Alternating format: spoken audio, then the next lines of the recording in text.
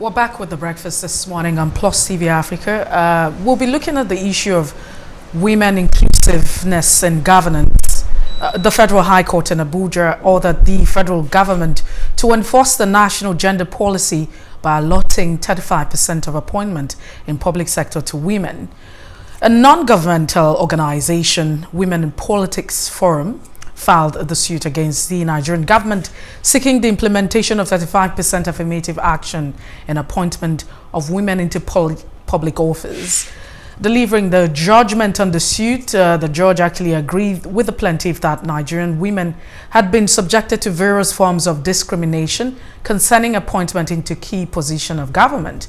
The judge dismissed the preliminary objection of the federal government's lawyer, who had argued that the plaintiff's case did not disclose any clause of action referencing Section 42 of the Nigerian Constitution as it relates to the suit. The judge also upheld the plaintiff's contention to the effect of the fact that 44 ministries, in all of it, there were only about 6 female gender, and the situation is worse in the MDAs and agencies. This morning, we have joining us Dr. Betta Aidu, APC National Women Leader. Women Leader, thank you so much, Betta, for joining us. You're welcome. Thank you for having me. All right, then let's quickly get to the crux of the matter. Now, I remember vividly that in 2015, the Buhari's administration, via his campaign, had promised that there will be inclusiveness or inclusion of women in governance occupying public offices in 2019 when he came back. His campaign repeated same. I'd like to ask, what exactly is the issue? Now you have women going to court asking that, the national gender policy should be implemented. What's really going on? So first, I think we lost it from the point where we didn't get enough women representatives in the National Assembly. We have very few women at the level of the National Assembly, and so it was difficult for them to lobby. It was difficult for them to get these bills to go through the House of Reps and, of course, the Senate. It was an uphill task. Unfortunately, the 5 bills that were put forward, which were gender-sensitive bills, were actually put down. However, that is not the end of the whole issue, because at the flag off of the APC Women's Campaign team, the president was very emphatic, and he said that Nigerian women should not lose hope. He has asked that the Ministry of Women Affairs should work with the Attorney General of the Federation, as well as the Office of the Wife of the President of Nigeria, to ensure that those bills are taken back to the House and that they can scale through and women can get their rightful 35% affirmative action. He actually went further to buttress the fact that without women, our nation would not have gone this far in its development and growth. And if we want to make speedy progress, we must recognize the effort of women and do all within our powers to see that they are placed on the front burner and empowered. Better, there are some who are of the view that it's not about giving a particular percentage to women in politics, but to allow people to look at all those who are out there and decide the best person to emerge and to vote for whom they want. But rather, they say it's about creating the enabling environment for women to comfortably have a fair playing field. I mean, yourself, you have been, successful in your career, right from your days at the Cross River Primary Healthcare Agency. I mean, I saw what you did. You did a lot. You went on motorcycles. You went into villages. I was telling messages now. You carried babies, and it was quite admirable. You didn't ask for any handout. You just simply did the hard work. Shouldn't we be looking at creating an enabling environment so that the difficulties women face, which are real difficulties, will no longer be there, and people can vote for whoever they want. Governors can appoint whoever they want based on their, expertise and based on their skills and their track record?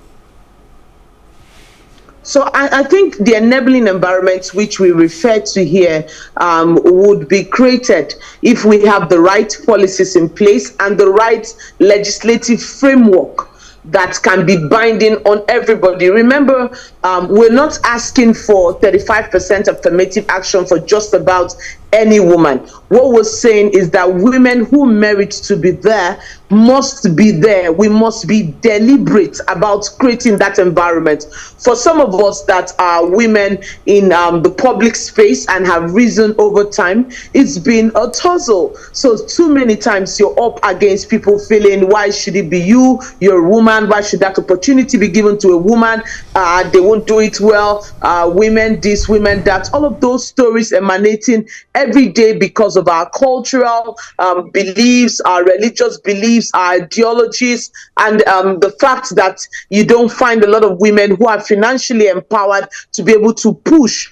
The truth is, power is not served a la carte, and women must rise up to the occasion and do whatever it takes that is legally right and is politically correct and acceptable to get to where they need to be. We have to sing our song. We have to create our own environment. Waiting for the men or waiting for people to create the right environment for us to succeed is going to be almost impossible. There are very few men that understand truly the role of women in society. There are very few men that are ready to support without being competitive. There are very few men who believe that they should enhance and indeed improve the chances of women. Very few. And so we need to understand that we have to take our own powers, our own destiny in our hands and push for it. Okay. Dr. Edu, you've talked about the role of women in society. Very few men understand the role of women in society. So a follow-up to that,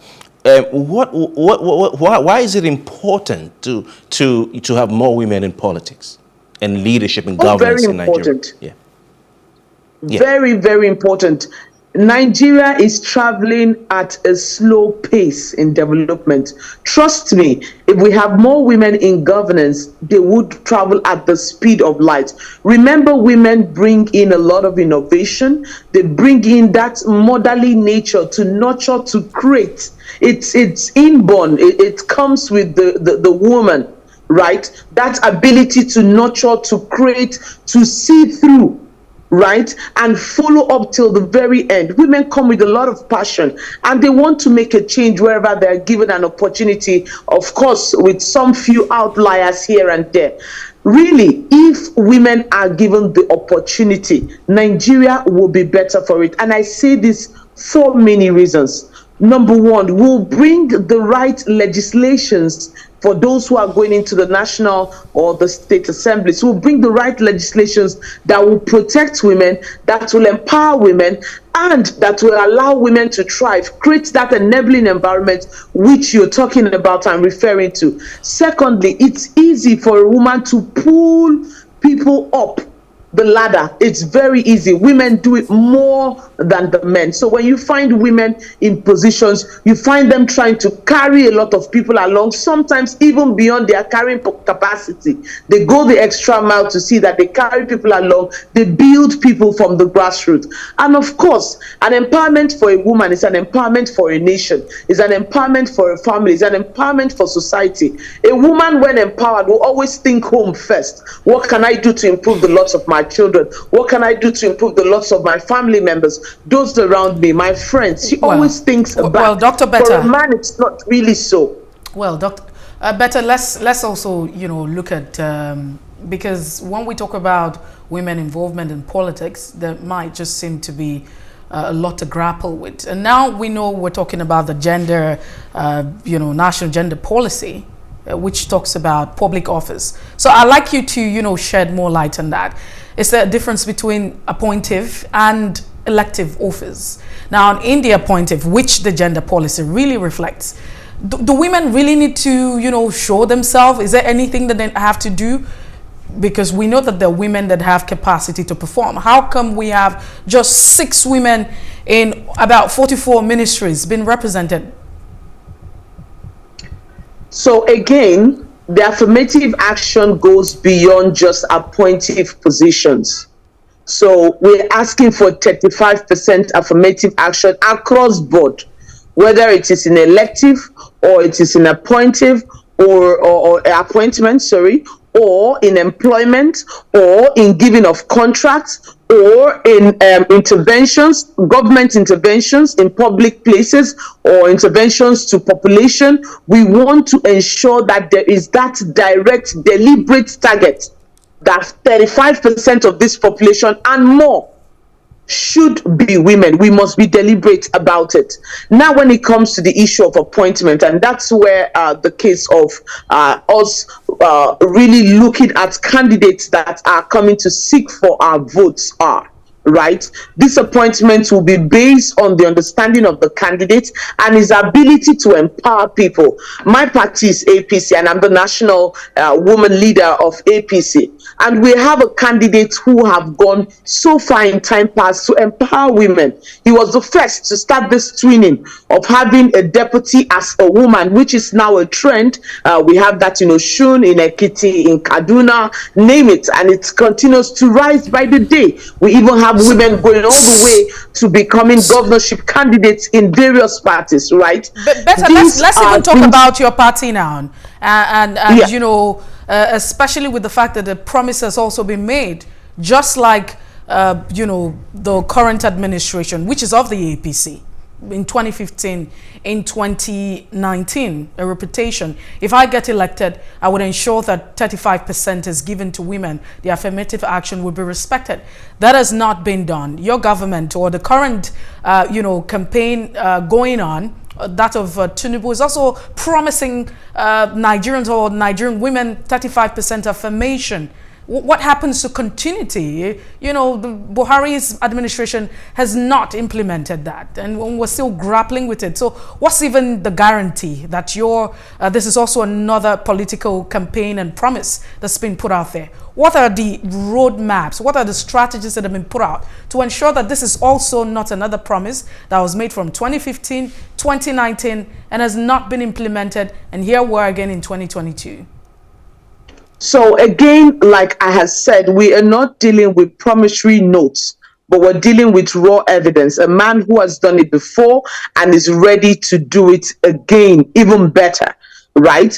And like our party, we have worked and put in strategies to ensure that this happens. Remember that the president is in support of the fact that we should have 35% affirmative action. Unfortunately, the House, the upper house, of course, which is the Senate, and then, of course, the House of Representatives, were not on the same page, and it was not able to scale through because we had less female representation at that level. So the total number of women which we had in the House were about 17. And then from our party, APC, we just had about 7. But now the party had to go back to its drawing board to say, what strategies can we put in place to ensure that more women get into the legislation, and these women can have the right to lobby and push for this gender bill to become a law so everybody can abide by it. Of course, we started by giving out free forms to women to contest so that we can have more women come into the political space. We went a step ahead of just giving out these free forms to ensure that we have more female candidates. So for the first time in our party, in the history of our party, we have 95 candidates, female candidates running on the ticket of our party. This is a huge improvement from the 23 which we had in 2015 and the 35 which we had in 2019. That's almost a 200% increase, right? To see that we can get more female representation at the level of elective positions at the National Assembly and in the legislative arm across the entire country. So having more women going to the legislation is one of our strategies to see that we can get this bill to scale through. So it's not just lip service. We as a party, we are deliberately working towards this. And then we're showing good example. For the first time in our party, we're having directors that are females. It never used to be in the party. For the first time in the party, we have delegates election at local government, at state, at federal, having 2 out of 5 being female and 1 out of 3 being female. Sorry, so these are strategies we are putting out to empower women. You mentioned, and I would just like to end on this note, you mentioned the, the legislature and its role. You need to get more women there. I'm sure you're not just talking about APC, which you've said, but I'm sure in your heart you want to see people from other parties, as long as they're women, who can go there and, you know, support. We know what happened with the gender bill, for instance, you know. And it's a tall order. As a man, I must admit it's a tall order. Women are going through a lot.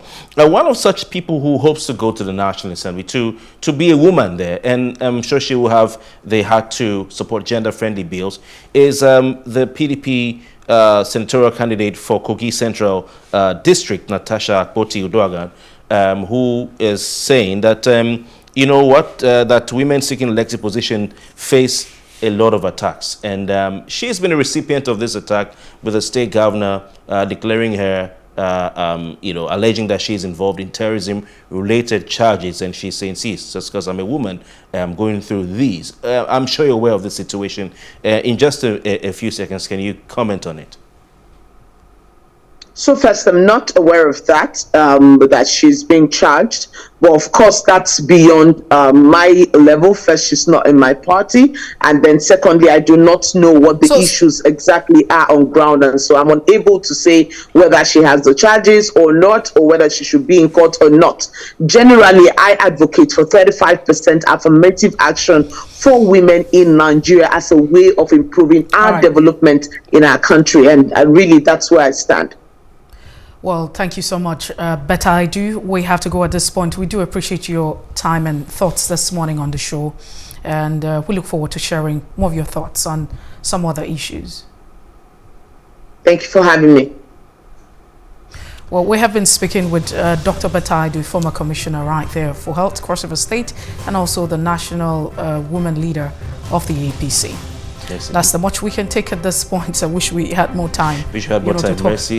But we'll be back tomorrow. We'll be back tomorrow, same time, 7 a.m. So please make it a date and do. Remember, you can follow us on the social media handles, PlusTvAfrica across all platforms. My name is Kofi Bartels. And I am Messi Buko. Do have a fantastic morning.